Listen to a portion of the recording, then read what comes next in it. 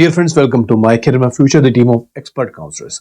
देखिए, हमने एक सीरीज स्टार्ट की हुई है खास तौर पे उन बच्चों के लिए जिनका स्कोर 300 से कम है या जस्ट क्वालिफाइड है कि इनके लिए क्या होगा।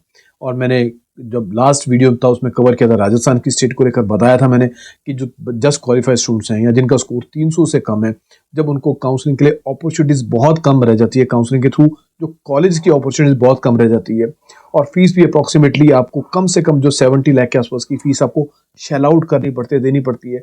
तो ऐसे में क्या कोई और अपॉर्चुनिटी आपके पास किसी और स्टेट में है जहां पर आपको थोड़ा बहुत और पैसा देकर लेकिन अच्छे कॉलेजेस मिल जाएं या बेटर कॉलेजेस मिल जाएं या और आपका स्कोप जो है वाइड हो जाए।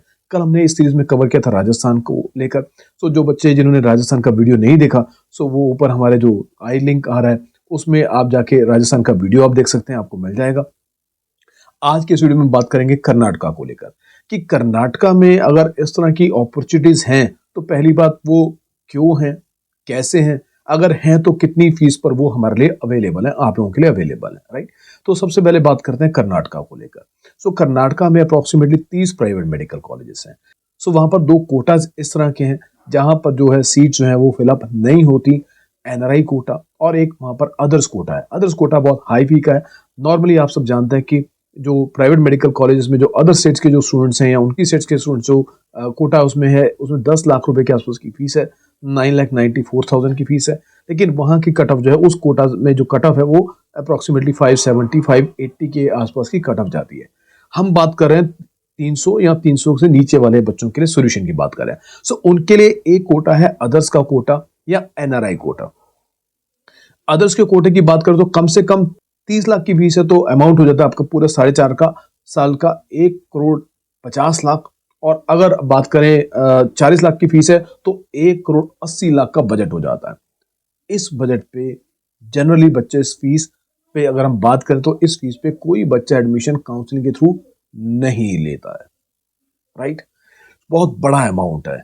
सो बस कुछ प्रीमियर इंस्टीट्यूशन जैसे हम बात करते हैं कैंपेगौड़ा की तरह के नाम ले लें, सो इनमें फिर भी कुछ बच्चे जो हैं हाई फी पे जाके जिनका स्कोर बहुत कम है, क्योंकि जस्ट क्वालिफाइड स्टूडेंट को भी यहाँ पर 40 लाख की फीस के ऊपर एडमिशन मिल जाता है। लेकिन हर बच्चा ये फीस को अफोर्ड नहीं कर पाता और कॉलेज वालों के लिए एक बहुत बड़ी समस्या उस टाइम ये खड़ी हो जाती है कि एनआरआई सीट्स और अगर हम अदर सीट की बात करें तो 760 और 240 अप्रोक्सीमेटली 1000 सीट्स इस तरह की हो जाती है जिसके ऊपर कॉलेज वालों को लास्ट में काउंसलिंग कमेटी डाल देते हैं कि आप अपनी सीट्स खुद फिल कर लीजिए। वही रिस्क फैक्टर वाली लास्ट के अंदर कोई बड़े से बड़े कॉलेज के लिए भी सीट्स को फिल करना बहुत मुश्किल का काम होता है। इसलिए उनको शुरू से अपने रिस्क फैक्टर को कम करने के लिए कुछ सीट्स को एडवांस में अपना बुक करना शुरू कर देते हैं। जो आप सोशल मीडिया पे देखते हैं कि प्री सीट बुकिंग के नोटिफिकेशन जो आप देख रहे होते हैं, आ रहे होते हैं, एडवर्टाइजमेंट्स आप देख रहे होते हैं, वो यही सीट्स होती हैं। कॉलेज वाले अपना रिस्क फैक्टर उनको पता होता है, एंटीसिपेट वो इतने सालों से उनको पता होता है, वो बेयर कर रहे होते हैं, तो एंटीसिपेट कर लेते हैं वो कि इस बार भी इतनी सीट्स हमारे पास जो हमें बाद में फिल करनी होंगी उसको अभी से फिल करना शुरू कर देते हैं, ताकि आखिर में सिर्फ आखिरी दिनों के लिए 4 5 6 10 सीट बजा के रख लेंगे। तो उस टाइम अगर कोई बच्चे काउंसलिंग के थ्रू आएंगे तो उनको वो दे देंगे, बाई चांस कोई आता है। सो नहीं तो उन 3 4 सीट्स को उन दिनों में भरना हो, 3 4 सीट भरना आसान रहता है। सो ये वो सीट्स हैं जो आपके लिए प्री बुकिंग में आती हैं, जहां पर जस्ट क्वालिफाइड स्टूडेंट भी एडमिशन ले सकता है और नेगोशिएटेड प्राइस में एडमिशन ले सकता है। आपको 1,50,00,000 या 1,80,00,000 रुपए खर्चने की जरूरत नहीं है।